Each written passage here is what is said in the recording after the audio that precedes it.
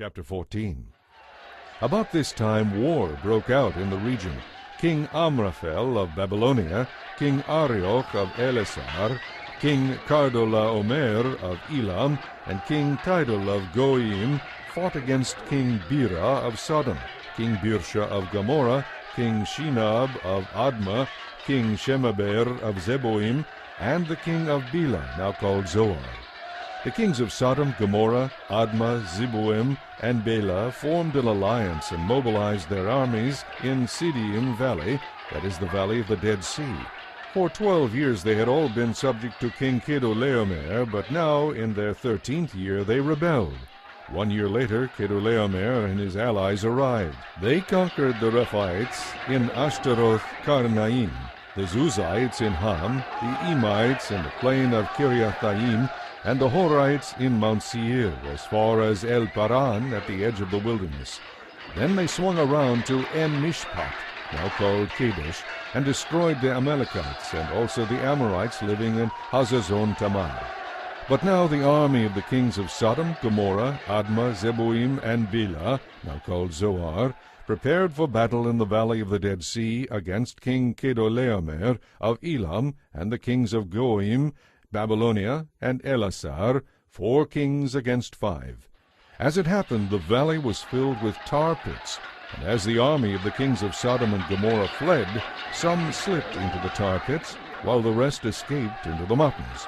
The victorious invaders then plundered Sodom and Gomorrah and began their long journey home, taking all the wealth and food with them. They also captured Lot, Abram's nephew who lived in Sodom, and took everything he owned.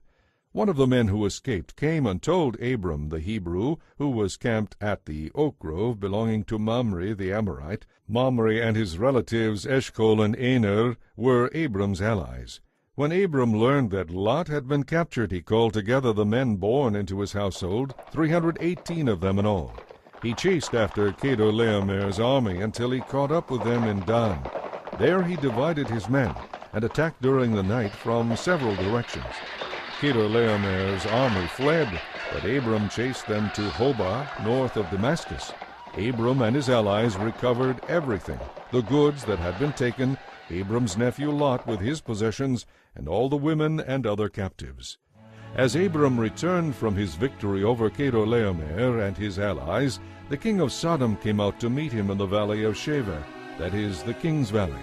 Then Melchizedek, the king of Salem, and a priest of God Most High, brought him bread and wine.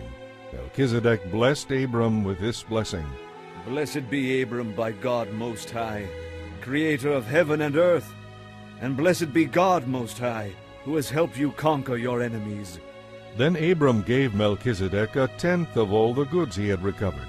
The king of Sodom told him, "Give back my people who were captured, but you may keep for yourself all the goods you have recovered."